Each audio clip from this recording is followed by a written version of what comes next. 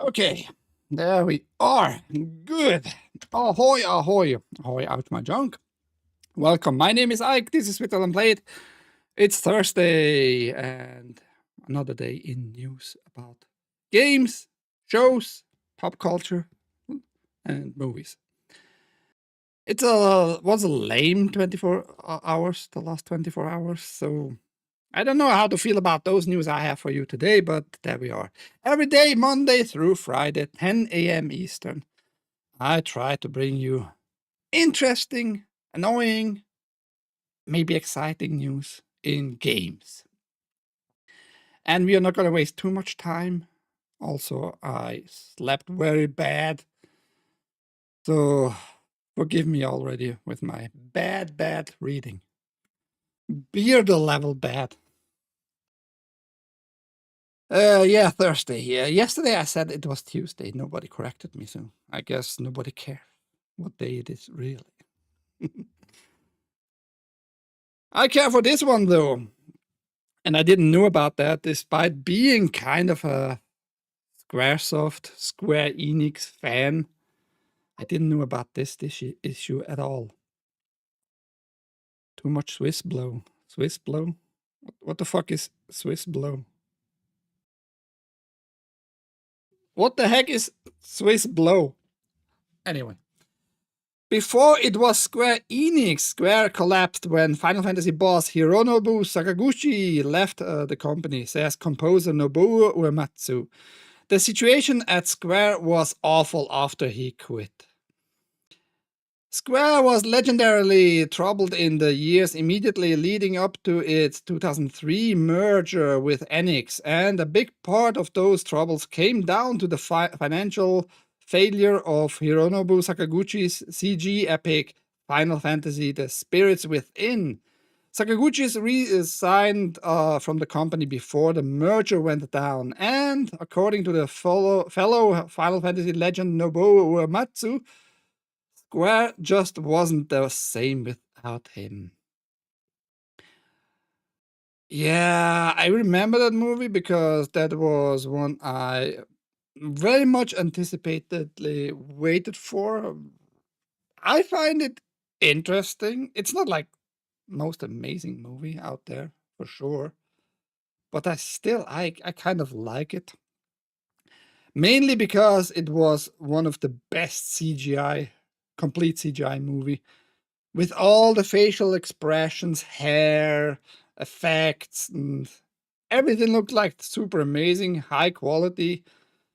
But yeah, it didn't got received too well by the majority, and it cost them quite a lot. Was not a big financial success at all. I remember that too. Uh, I don't remember if I went to watch in the theaters. I most likely did because I was back then a bigger fanboy of Final Fantasy stuff. So we all had played at this point, I guess, Final Fantasy VII, Final Fantasy VIII, and Final Fantasy IX. Many people played too, and I never finished that game. I should actually. And yeah, then came this movie, and many waited for it. Many waited. I'm super excited, but yeah, the story was also kind of lame. That might be a big portion of this failure. The story, not very exciting. Square collapsed after Sakaguchi left, Uematsu said on a recent episode of the his Together with Nibuyo podcast, as translated by Ottoman. Sakaguchi was a guest on that episode, and the two reminisced on their time together at the company. To put it simply, he is the big boss, always has been and always will be, Uematsu explained. Now I just remember, I completely forgot this one. Put my headphones in because, we're gonna play probably something. And you don't need to hear everything, right? Was that the one where Alec Baldwin turned into the bird at the end? What? Bird? I mean, it was about spirits spirits leaving bodies and shit. Was Alec Baldwin the voice of that one guy? Let's check together, shall we? I don't remember who voiced. The spirits within.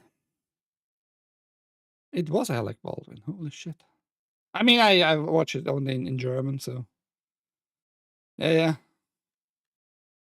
So it was Alec Baldwin getting into this spirit form. Yes, the answer is very yes. Sakaguchi and Uematsu both worked at Square going back to the 80s and would famously collaborate on the 1987's Final Fantasy. We didn't even have a proper corporate organization, yet everybody listened to him. It's a kind of a quality you just have to be born with, Uematsu said of Sakaguchi. Final Fantasy VII is my all-time favorite. Top one game of all time so far still.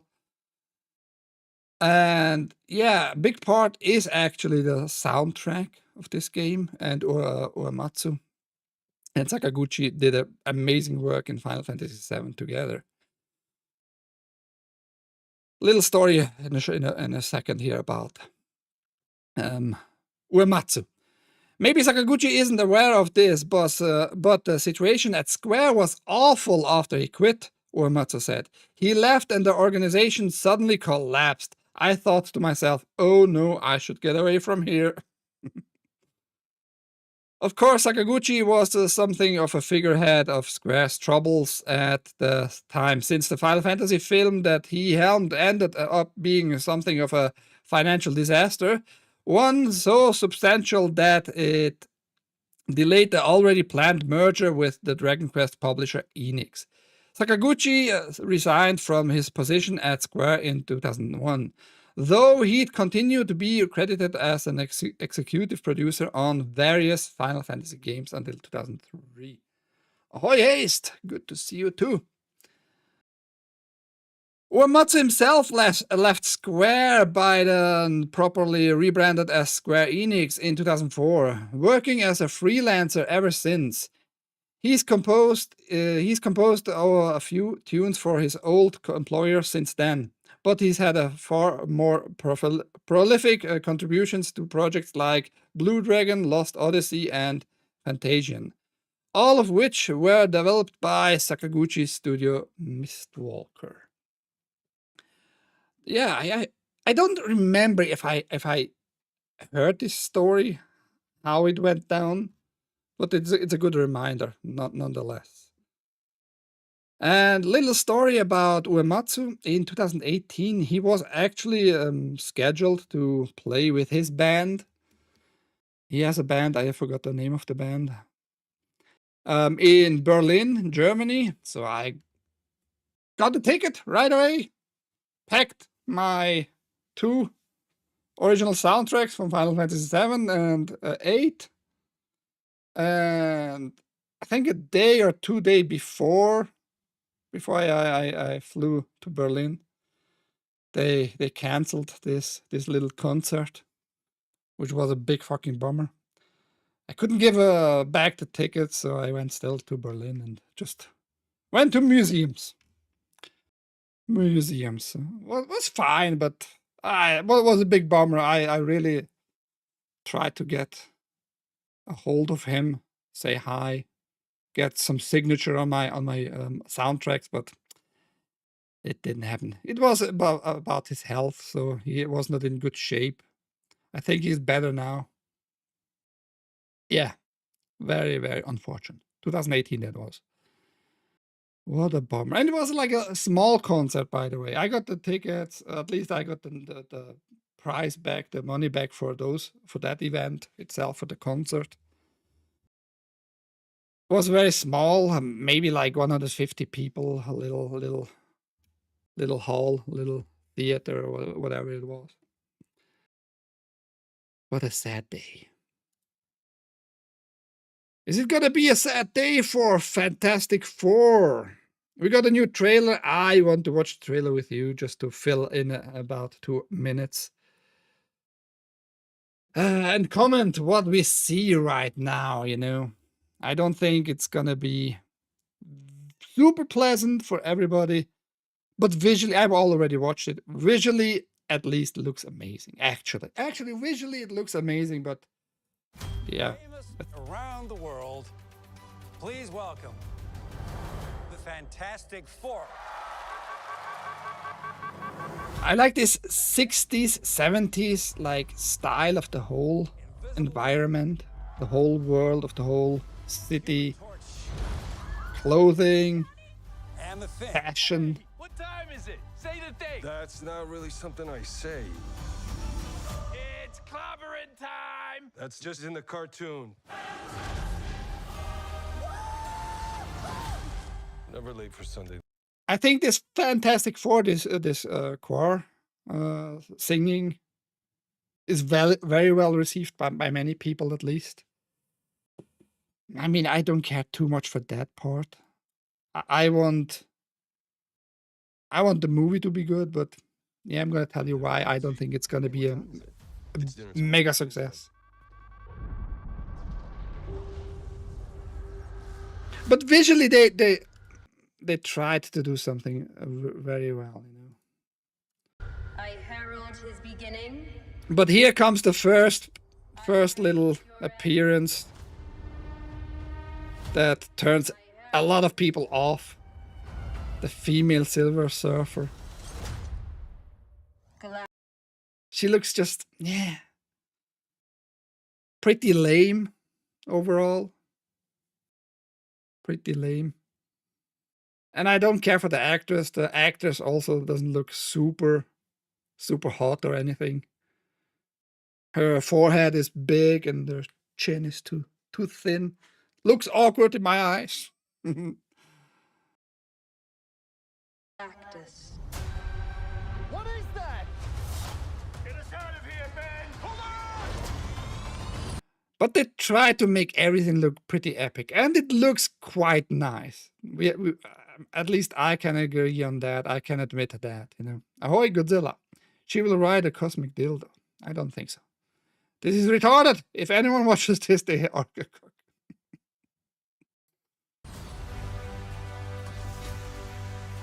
Are we safe? I don't know. His acting is just super mediocre. Like, it's not mega awful. It's not like absolutely horrible or anything like that, really. We have to be fair to everybody on this planet, unfortunately, I guess. It's not like super awful, but it's just so mediocre. It's just so... I don't know.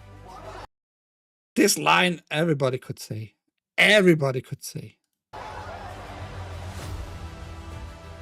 The clock is And he's super gay. We are going to find a solution. Vanessa Kirby, she is at least kind of very hot. Crush him. Hide that. Soy Boy, Torch, The four of us will Human Torch there. And you know, like I said, the whole world building is fine. It looks good. Quality-wise, it looks good. They paid attention to make it like those buildings are in the city. It looks fine. It looks futuristic. I guess it looks like the old comics, the originals. Because I reported the director and the creator of this movie said like, yeah, we went through 60 years of Fantastic Four comics to make it as good looking as possible. we will protect you. You can protect shit, Pedro. Maybe he's getting tired of playing all the roles in Hollywood. Oh, no. Family. That's nonsense. He's just a mediocre actor, that's all. We'll face it together. As a family. She is the lead, though. That's also a big turn down for many people. Why is she being the lead? Despite him being the smartest man alive. That's one phrase, right? And I can't stand this actor. I think He's not a good choice for the Human Torch. Especially what he said about he doesn't want to be this macho man. He doesn't be this lady guy who bangs like every weekend a different woman. Which is stupid because as far as I remember and know, he is this lady guy who bangs all the time. So he is gay. Yeah. He might be very gay.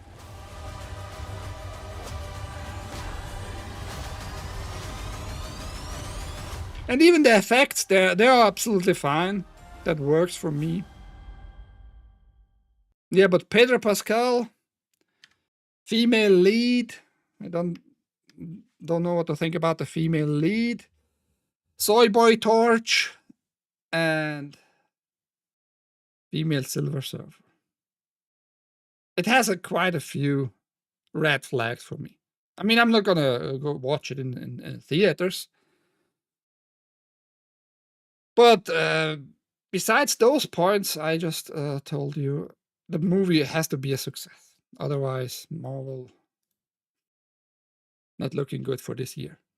Thunderbolts, failure. Captain Black African American, not successful. Yeah, they had a rough start. Marvel, Disney, a rough start. But they are doing it to themselves, right? He's a flamer. Maybe he's getting tired. He's so gay. Gayness. A lot of gay in the chat today. But good to see you guys as usual. Sony reconfirms that it won't put its new games on PS Plus at launch like Xbox does. So I think that's a good decision, and they just reconfirming that they don't try to make like every game they publish and produce on day one on their platform like Xbox does. They want to sell their games because it seems like to get more profit from it, you know? And that's a good decision, I think. Microsoft releases its own first-party Xbox games on Game Pass at launch, but Sony does not do this, and it's not planning to change that strategy going forward. PlayStation Services executive Nick McGuire told GameFile that Sony has stayed true to our strategy across the board. And that means no day one releases on PS Plus. We are not looking to put games in day and date, McGuire said.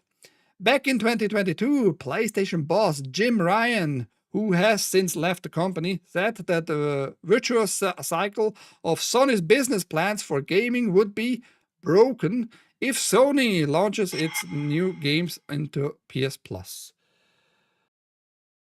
Jennifer just followed. Ahoy, Jennifer, on Twitch.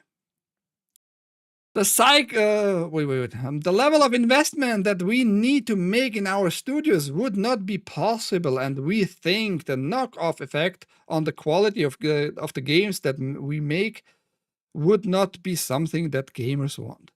I think he might be very right with that. I think he nailed it actually with that statement. The biggest games I can think of, for me at least, was like Starfield and Doom. When Microsoft acquired Bethesda, now they are publishing all Bethesda games on day one with the Game Pass, right? Because it's now their games. And Starfield was played a lot day one. And many people bought it also on Steam and all that, but I think it diminished the quality. It like mitigated a lot of success there for Microsoft. They should have put a little bit more effort into the game quality, because actually Starfield was like kind of a disaster, a lot of bugs. I mean, Bethesda game, what you expect really? A lot of bugs and performance were real bad, and you had to wait half a year till the big performance patches came out, and finally it was kind of worth maybe to get it for 60 frames per second gameplay, even on PCs. Yeah, and Doom day one release on Game Pass, not a lot of success. Not a lot of success. I think he nailed it with this statement. The cycle, as Ryan described it, is that the investment delivers success, which enables yet more investment, which delivers yet more success. However, Ryan also acknowledged at the time that Sony wasn't married to this idea and would be open to changing its stance based on market conditions. In the 3 years since Ryan said this, however, Sony has not changed its stance, and the new comments from Maguire make it sound like it's not changing soon. And they go a little bit deeper about Plus and other third-party companies, how they work with them together on day one launches and stuff like that. I mean, they have day one launches, but not for their own games, which is interesting in general. Look who is watching me today. Did you woke up extra a little bit earlier? Ahoy, Bimo. Good to see you. Starfield chosen the gay and gender. Yeah, you get more FPS. Facts per second. Facts per second. I mean, I played it. I kind of liked Starfield, but it got boring pretty fast because it felt like very repetitive, you know. You're going to a planet, you watch out for those alien artifact stuff, for the new powers, for more powers and such. Oh, Eden, Ozzy in the chat. And every time you get a power in Starfield, you actually like go in this room and chase the rainbow, like something, you know, in this room. At least rainbow colors, right? You chase that thing. And I said back then, directly, it is absolutely gay how they made that. And it was intentionally how they made it. You're chasing a rainbow like something, you know, to get those powers. Those powers you can be proud of, I guess. Whatever. I heard it was sandbox game, mostly empty. You could build, yes, you had a big portion of in building in Starfield, but it was not like amazing. It was not like, I wouldn't compare it, for example, with No Man's Sky. I think No Man's Sky gives you more building options. But yeah, it was not it got very, very quickly actually repetitive. And nobody, I mean, we can watch it right now, check it out. How many are playing it right now on, via Steam, for example? Steam DB Starfield. We can find out right now. Yeah, I'm a fucking human. At least I think so. Oh, 2,800 right now. That's kind of impressive. Kind of. Better than a lot of other gay games. But yes, I think this number they still can maintain because they changed and did the performance updates and all that. Because even on PC, it was for a long time just 30 frames per second game, which was a bummer. No matter how powerful of a PC you had, it was always just throttled on the 30 frames per second. You are a unit. I am a unit. I'm the G unit. Don't forget that. How are you guys doing, by the way? Tell me. Tell me how I'm doing my show. Yeah, there you have it. Sony doesn't want to change for now, and as long as they make money with that stance, not publish every game like day one, but try to make money and try to keep the quality up or higher than many Xbox games, I'm all for that. Thumbs up, mofos. Oh, thank you. Ouchie. Thumbs up for this one? I don't know. I already reported on the titleless Chun-Li actress. Yeah, this is it's just the news, but yeah. 50 Cent certainly seems like he's joining Street Fighter movie as a beloved character. The star of 50 Cent, Blood in the Sand, looks like he'll be part of the new Street Fighter movie cast. Curtis 50 Cent Jackson is teasing that he'll throw on blue boxing shorts and red gloves to portray Balrog. Or do you say it Balrog? Nexus Point News initially reported that Jackson was in talks for Street Fighter, which the musician and actor seemingly confirmed on Instagram. Jackson shared a photo from the news story, strongly hinting he is on board for the film. Earlier this week, Kalina Liang joined the Street Fighter movie and will play the iconic Chun-Li. Other cast members include Jason Momoa, the fact Jason Momoa, PDF files Jason Momoa, in my opinion. If you want to know more about that, why I think that Discord is there, you can contact me. WWE wrestler Roman Reigns and a lot of more people. Yeah, this article goes in a little bit about the old movies and Chun-Li. Is that a good decision? I mean, he has probably like the stature for a boxer, He might need a little bit training, but he's also not young anymore. I don't know if he was the best choice. And you might need to put a lot of makeup on the tattoos because he has quite some tattoos. I don't know about Balrog. Did Balrog have the tattoos? I don't remember. But yes, another actor confirmed. 50 Cent as Balrog. Chun-Li, still bad choice. This Kalina Liang. I don't think she's gonna pull it off. I think she was a bad choice. For more of that, just watch my previous shows. I talked about it. I talked a little bit about that. I think that's a bad news.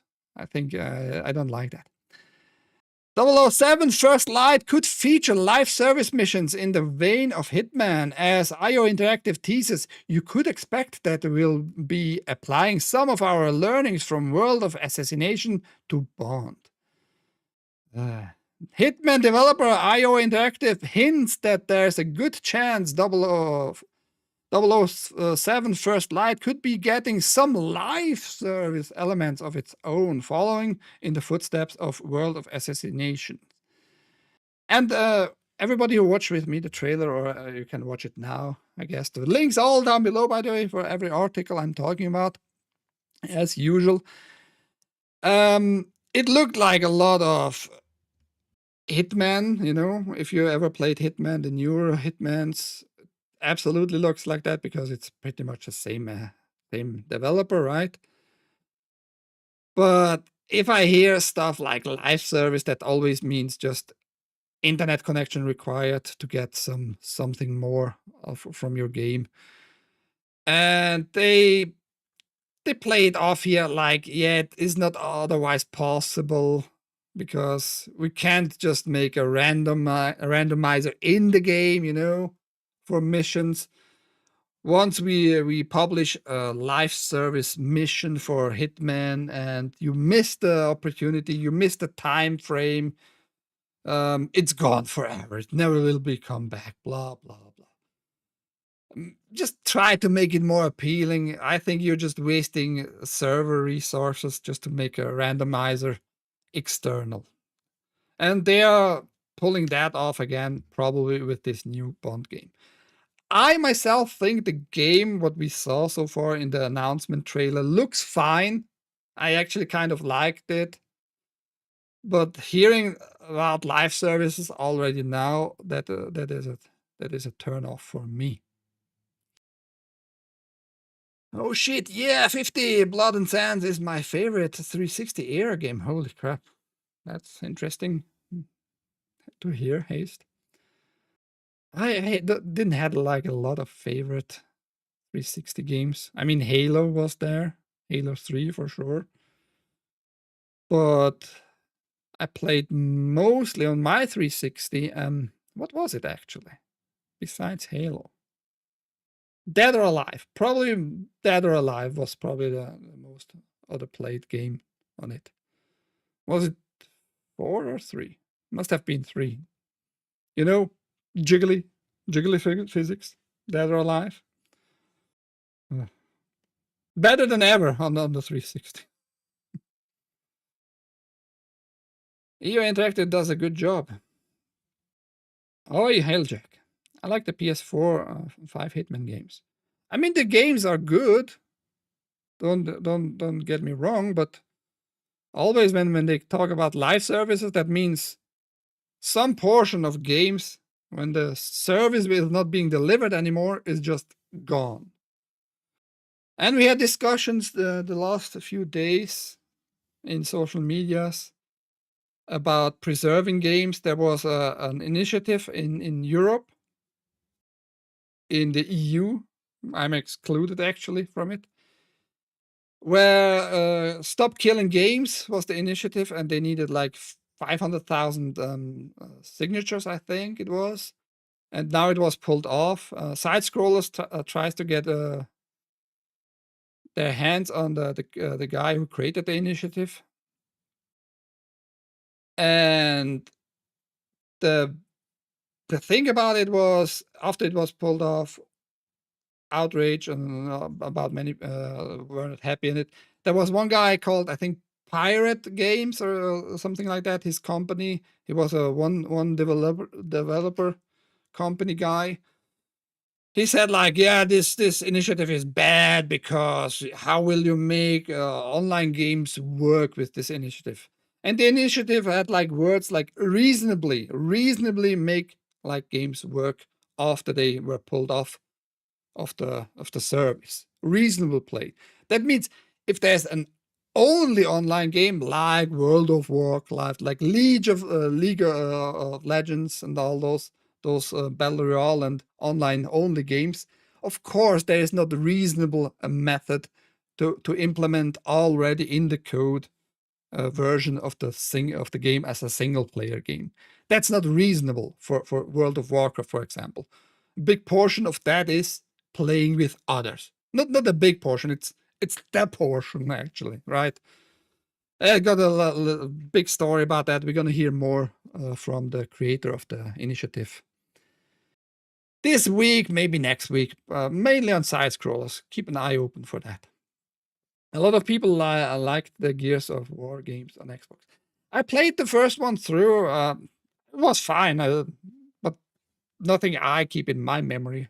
Let's put it that way. I noticed your channel could benefit from a larger audience. To help your boost streams with the right support, you could start earning up to 24 per hour on Kick. I can help you grow your channel by getting 3,000 real followers. Sure, buddy. Thank you for the offer. Now, would you kindly just move along there on Kick? Or at least follow there. Follow on Kick yourself. Okay. Little news, you just might watch it yourself. I'm not going to play it here. It's just a nice video because of the release of Resident Evil 9, which comes next year. IGN, actually, this guy made like a nice compilation, a good edited video of the timeline of Resident Evil. I kind of watched it while I was gathering news. He did a good job. Even if it's IGN, this guy did a good job. If you want to remind yourself how the timeline was, what happened in Raccoon City and all that, you should watch this video. It's 24 minutes. It's a little bit longer. Unfortunately, you can't play it in 1.5 or 1.25, whatever. But I think it's worth to watch it. He did a good job there. That's just as a side note because of the release coming up of Resident Evil 9 Requiem. Raccoon City is alive again. What they try to revive is Assassin's Creed I Can Breathe edition. Assassin's Creed Shadows, price slashed as Ubisoft adds nightmare difficulty mode. I just find it funny. That's why I put it in my news here. New difficulty and the price drop of 25%. I don't think anybody is going to buy it because of that. I just found it interesting that they still try very hard. I wouldn't, maybe I would play it for free, but not with Uplay connecting. No. no, fuck this game. They lost me. It got out of the news after the release. The biggest news of this game was like the 4 hours credits. 4 hours of credits. Names upon names upon names, wasting millions and millions and millions of dollars for this slop game. 2 million players was also not a big news, but yeah. They try to make headlines. I mean, it kind of worked, I guess. I'm talking about it now, but more to make fun of it.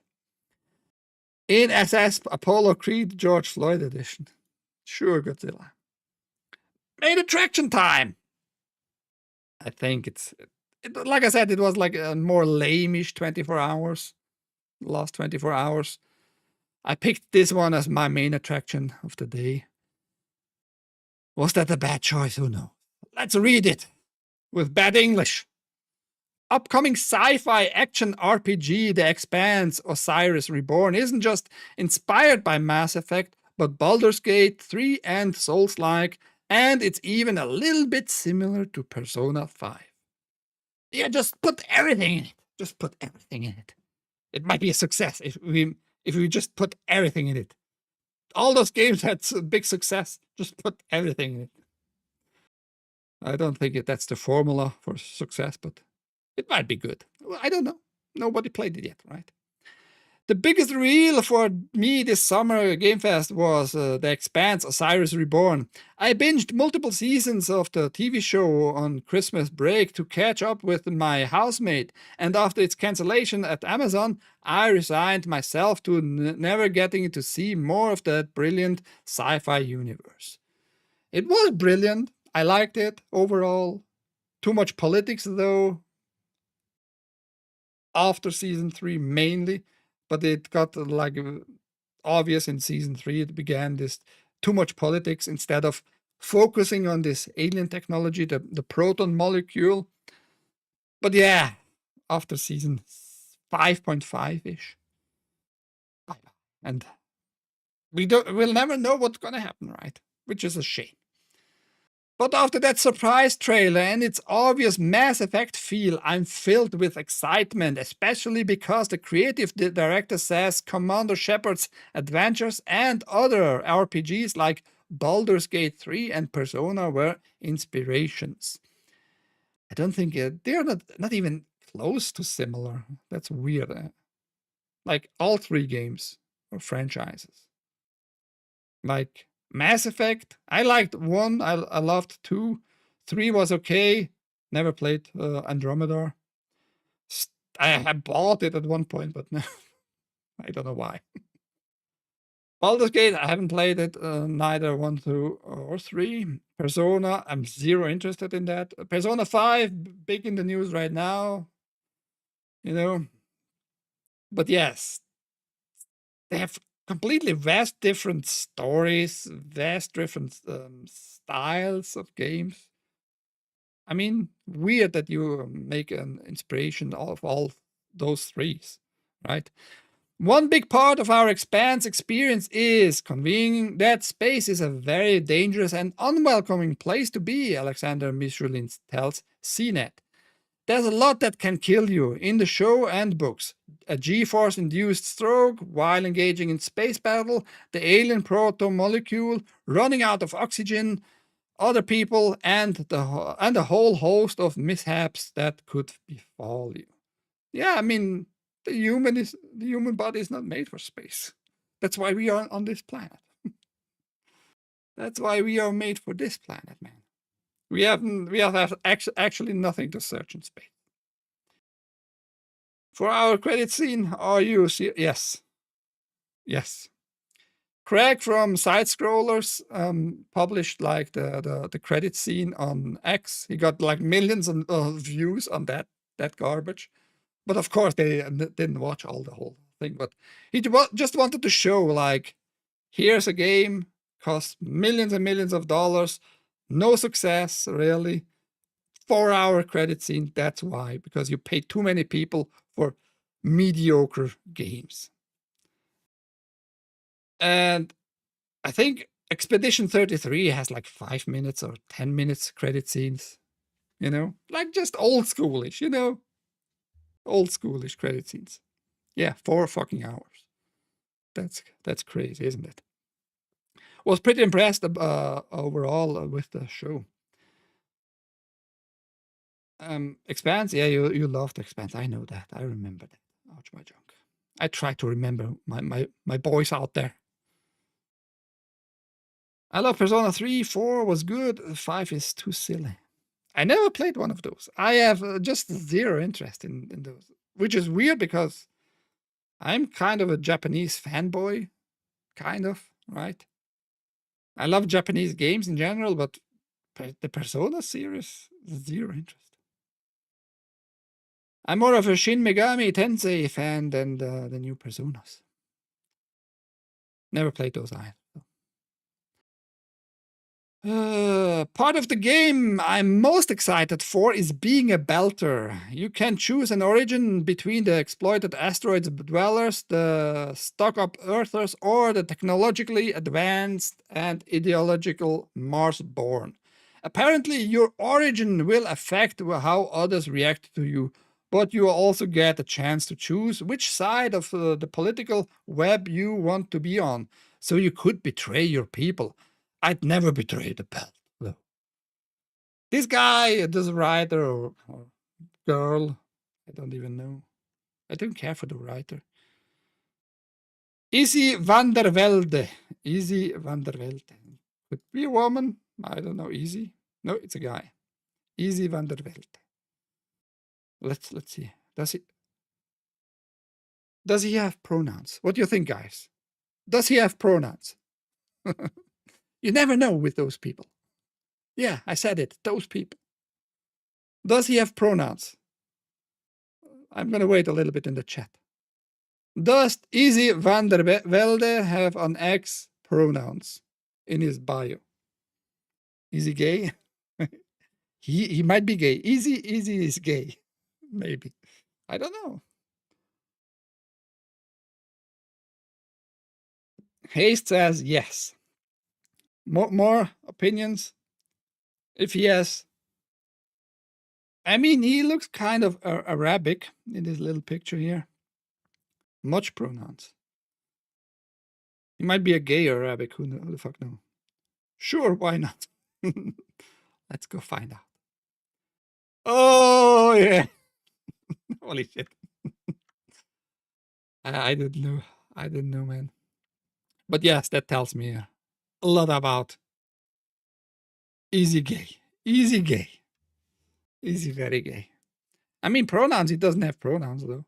Weirdly enough. But that's telling enough, right? A gay cyborg lover, yes. Anyway, back to the article. But yeah, I mean, like he writes that stuff. I'd never betray the bell, though. Like, he has already emotional attachment to this whole world. Like, nobody gives a shit if you betray fantasy figures, dude. Nobody. And he makes it also sound like that's a big thing. Having factions in games and like different faction reacting differently to your faction. That's nothing new. That was in games 30 years ago already. But yeah, it's nice that you can change your faction kind of and betray whatever your political side you're on at the beginning. Just like Mass Effect, you'll get to take 2 companions with you on each mission to assist. The trailer shows this off really well, with one piloting a combat drone and another wielding a ballistic shield, shoulder-mounted weapons, and some sort of jetpack that turns to the shield into a battering ram. They're also clearly from different parts of the solar system, showing your crew won't be the denizens of the same planet. I'm not gonna. Should we watch 3.5 minutes? I am not sure. Let's go a little bit through, just to remind people how it looks. I mean, visually it looks fine. I think they did a good job visually. Like, Feels like you're in space. Zafar, pull up nav tech. Just a sec. Missile range in 1 minute. Brace yourselves. It might demand a lot of PC performance.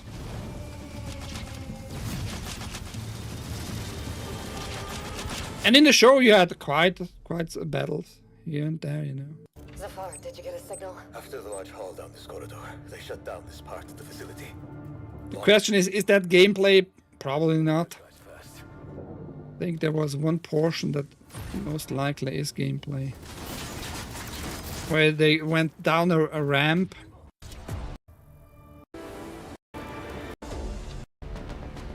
Oh, here, more gameplay at the end. Few seconds. Glad you're still breathing. Yeah, here. That was what I remembered. 2 hooker companions. Groomer. Easy is probably groomer. Why is there so much violence in space? I don't fucking know. I mean, the main story is this proton molecule, this alien molecule that can make everything, really. That can memorize even people's brains and all that. It's like super advanced. It's billions of years advanced compared to humans. And you have like those 3 main factions who found this proton molecule pretty much. You have the Mars people, the Mars humans. One Martian actually discovered like the space traveling, the faster than light, I think it was. I'm not remember it maybe correctly. You have the Earthlings. They are just vast in numbers, right? Bigger planet, more people. And you have like the in-between people, the Belters, pretty much. Like they are living on asteroids and on bigger space stations, all that. And all of those are interacting with each other, and they all want this proton molecule for themselves. And the least powerful faction actually gets hold at one point of the proton molecule, which are the Belters, the in-between people. They are like weak because they have no gravity. They are like lesser powerful in stature, bone density, and all that is lost over decades and centuries. It's overall a very interesting story, and they fight the whole time, of course. I mean, I'm kind of very interested in the game, you know. I'm not saying we are taking something from, say, Persona. Oh, did I? Wait. No, I didn't. I did read that. I'm not saying we are taking something from, say, Persona 5, but the approach, the idea that the characters are front and center of the story and how they evolve all through the story up until the end is a little bit similar, Michelin says. The Mass Effect 5 director has already given his seal of approval, which who body fucking gives a shit? He's from BioWare. BioWare is very dead, thanks to Dragon Age. The Veilguard, by the way. Ahoy, Darth! How are you doing? The Expanse, love that show. Loss of bone density like gamers? No, gamers have like the same bone density because we are on the same planet, like all other humans here, with the same gravity. That's not the same like bone strength, bitch! Jack. Shot across his bow. Yeah, I'll wish list it. In your anus, no one can hear you scream. Godzilla loves your anus jokes. He just loves those jokes. Because he's a big Uranus fan. Uranus! As well as the character-driven story, the way you build and play your character is inspired by Souls-likes. I think Easy doesn't know really what Souls-like games are about. The RPG system is very open, allowing you to build whatever character you like, Michelin explains. It's part of our vision of the game to allow you to experiment and find things you like. The aim of it make you consider which weapons work with your build and abilities that you will figure out what works best for you, for how you've designed your character. The choices you make will also be impactful. The game is set after the first season of the TV show and the first book. So if you ever read all the books, I think there's a good point, a good reference point for you. If you want to like the game or not. I don't know. You tell me. Why I said he doesn't seem to understand what Souls-like games are really. Souls-like games are about you being able to build up your character in the sense of playing it over and over the same part of the games. That's what Souls-like games are. Meaning, every time you do a little rest, the enemies come back every time, you know, the regular enemies. Every time you take a little rest, the checkpoint, whatever Souls-like game it is, the enemy's gonna reappear again every time. And you can build your character upon that main factor in the game, that you can gather resources and buy and upgrade your levels and all that. That's what Souls-like games really are, and not about RPGs. I would never call a Souls-like game an RPG system in the first place. I mean, you can build like your character more towards dexterity or more stamina or more power and all that. That is the end of the RPG element, though, of the role. It's not like, I don't think it's a good comparison here. I really don't think so. You'll be seeing with your own eyes the repercussions of Holden's actions, all the situations like the Canterbury, and how it affects people in the belt, people in the inner planets, Michelin says. You'll be having your own adventure with your own goals, choices, consequences in the same universe, with all the major events unfolding in this universe alongside your story. Now there's a whole solar system with lots of action in it, but I'm concerned with just how impactful our choices will really feel, given the game will assumedly have to eventually go in the same direction as the show and books. We'll have to wait for a future trailer or demo to find out more. I have to agree with Izzy though here at this point. Are the books finished or are they still ongoing? I don't know that. That I didn't check. The story might have already an ending in the books, right? So one faction is gonna win? Are the aliens gonna win? Are they gonna come back with their proton molecule? They just waited to see which other life forms in the universe were alive and if they could be a threat. I have no idea, right? But is the story like having an ending, a clear ending, and depending on what you choose, which factions you choose, you might just be dead at the end? I don't know, man. It's going to be interesting to see how the game developer is going to make it happen. And for every fan of the show or the books, hopefully it's going to be good, right? Like the Middle East. Yeah, maybe. Now, if you want Middle East comparisons, you should play Dune. Because Dune, like the original Dune, is actually a lot of Middle Eastern themes in it. Like the Mahdi coming and saving everybody, the sand people and all that. Spice, oil, pretty obvious. You know, fight for the spice. Who controls the spice controls the galaxy. So if you want Middle Eastern action, go for Dune. Very popular game, by the way. Just like reality. Writing. Yeah, I mean, it has fantasy in it too. You can't make it like one-to-one analogy. Yeah. That's a weird news. Stalkers 2 modding tools require 700 gigabyte of space. That's a lot. Whoever wants to download and make your own Stalker world, 700 gigabyte. I just wanted to point that out. For now, you can, I think, get it only on Epic Store. I haven't read any other news that it's going to be published anywhere else. Epic Store download 700 gigabyte. It's a little bit less, 657 or 75, 59.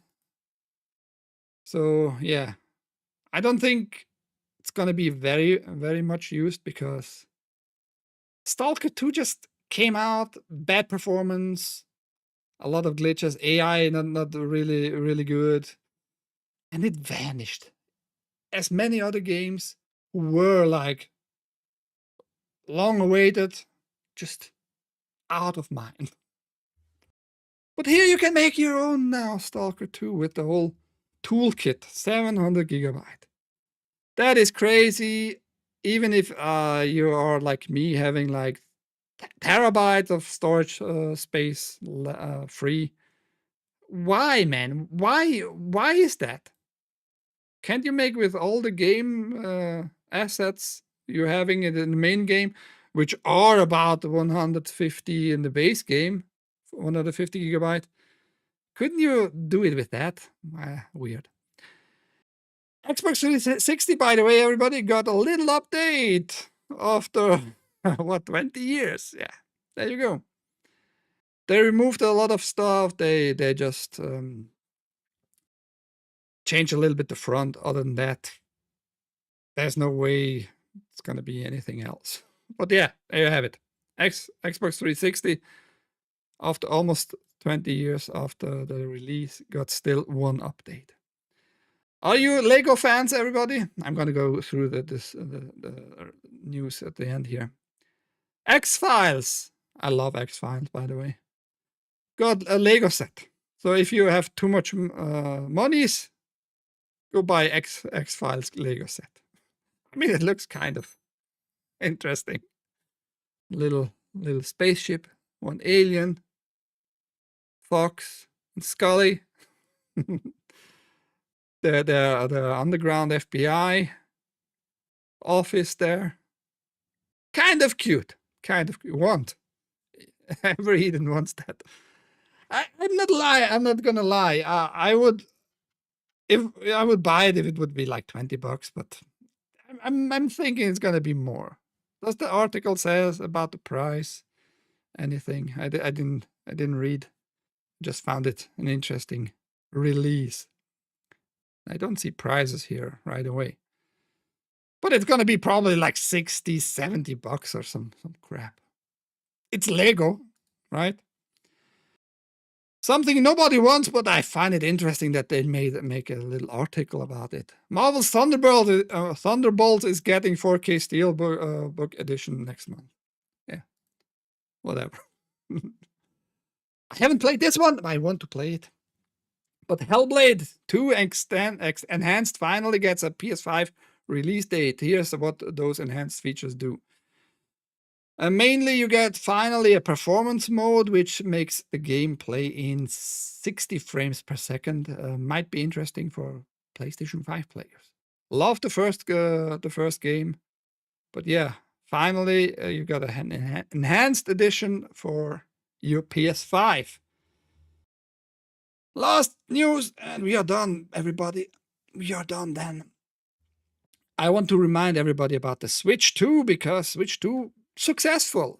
And I was wondering last week, I reported last week about the numbers, sales numbers. We got a big drop off from the first week, right? But the third week, not such a big drop off. I was surprised. Now I told everybody we have to wait to see how it's gonna evolve in the sales. So we had like last week 153,000 units sold. That's Japan's numbers, by the way. And the last week, meaning the last 7 days, that was the before those last 7 days. Week 2, to be more precise. We didn't got a lot of drop off here this time. Like pretty similar actually. What's that, like about 10%? Not even 10% drop off this time from the previous weak sales, which is interesting. So success is for Nintendo guaranteed for now. Good for them, I guess. I'm not gonna buy it. Too expensive. Too expensive for this guy. Mainly because you all not paying me. I wouldn't even know what really to play on it besides maybe Mario Kart World. But even Mario Kart World,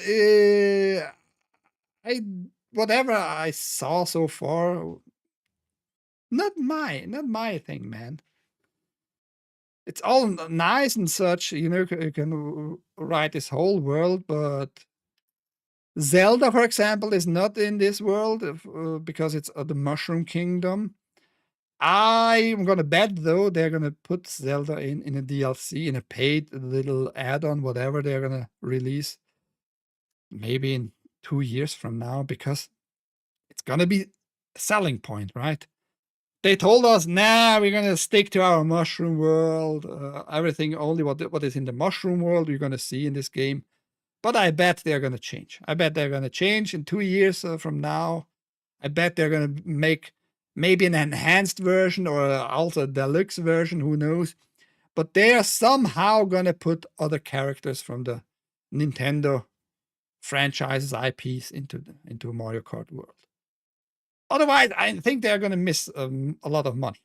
I think they're gonna miss a lot of money. Let me just clear the chat here before I end it.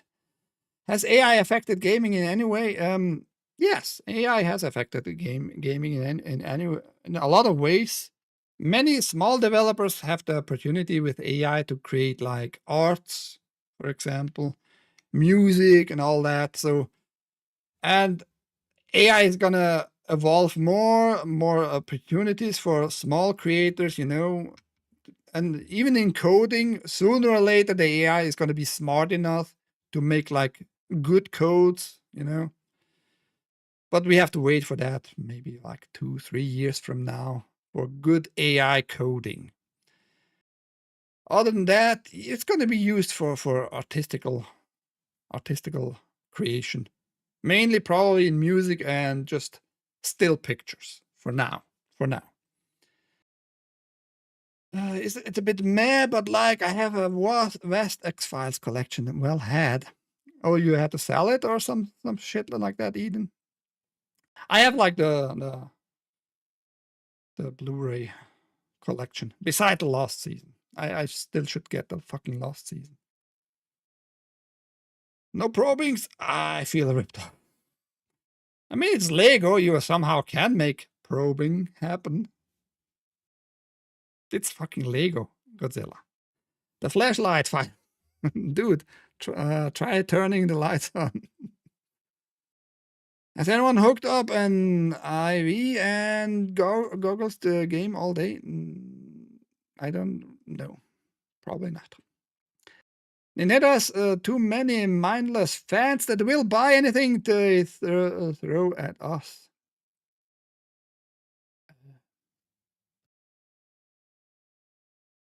Nintendo is the Disney of the gaming world. Has become the Disney of the gaming world. Just go look up on YouTube. Nintendo has become Disney. You will find a video of a woman who was a big Nintendo fan, but she is like, okay, I had enough. I see now what Nintendo is doing, and I don't like it. And she explains all in this, I think it was like 23 minute long video. Very well done, you know. And a Nintendo fan, any fan should admit when they are wrong or see that they are being played. Any fan of any topic should see through stuff. Yeah, and she was like doing a really good job dissecting all the issues with Nintendo and how they manipulate like the fans to become like this actually more and more just corporated slop over time. And I think that's very true. Switch 2 is a ripoff. It's, in my opinion, yes. In my opinion, yes. And they have no games beside Mario Kart World that would interest me. Mario Kart World is only Switch 2 game. True. Switzerland has the highest per capita income in Europe, mainly because of the BIS. Yeah, because the BIS is paying off the Swiss citizens. Sure, little Jack, sure. Now go back to sleep. Go back to sleep. You're daydreaming right now. Isn't the Switch 2 launch the console launch with the fewest launch games? 3DO even had more launch games. No, I had an article or two even, I think, not on the show, but read like Switch 1 had actually less games on launch, which I was surprised too. But Switch 1 actually had less games on launch day. But yes, I'm not like excited at all for those launch titles. I don't remember because besides Mario Kart World, I think there's no other game that is not on a different system on launch day, you know. So exclusives, yeah, exclusives might be very well like the least exclusives on launch day. You might mix there up thought. I don't know. 3DO. I don't. Do you own a 3DO, Haste? That would interest me. Lots of AI upscale for older games. Yeah, but those don't look good. Warcraft 1 and 2 comes to mind. Looks badly upscaled too, you know. You could make that better looking. 3DO had one launch game. Okay. I agree. Nintendo has been more for smaller kids and has been for many years. I mean, that might have been the case since they got into the video game industry, you know. Nothing wrong with that. Even with the new Donkey Kong Bonanza, I'm telling every time, it's a game for kids. Kids are gonna love it, but I don't want to do anything with it. Nintendo will buy it. You're right, Bimo. Well, there was it for today. At the end, some chats. I much appreciate it. Those little talking points. I hope it would be like every day like that, man. Every day, people chatting with me about news. Because I can like, if more people are interacting in the chat with me, I can like select lesser news and talk about certain points more with the chat. So much appreciated, everybody.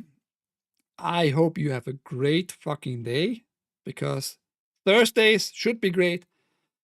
It's pretty hot here in Switzerland, but we had a little storm today. Now it's gonna get hot and moist. In different wordings with woman, I would like that, but it's just here, hot and moist. I am hot and moist. Hot and moist. Thank you for being around, guys. Till next time, every day, Monday through Friday, 10 a.m. Eastern, I am screaming into my microphone about slop games, about stupid news, hopefully about good news. Somebody created something new, exciting. Somebody made a main board for an old system and stuff like that. I like to try to find those articles too, you know.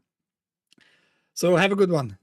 Bye-bye. Oh yeah, you can find me on X, Gab, YouTube, Kick, and Twitch, and of course, Rumble, the big platform for me. Switzerland.playit.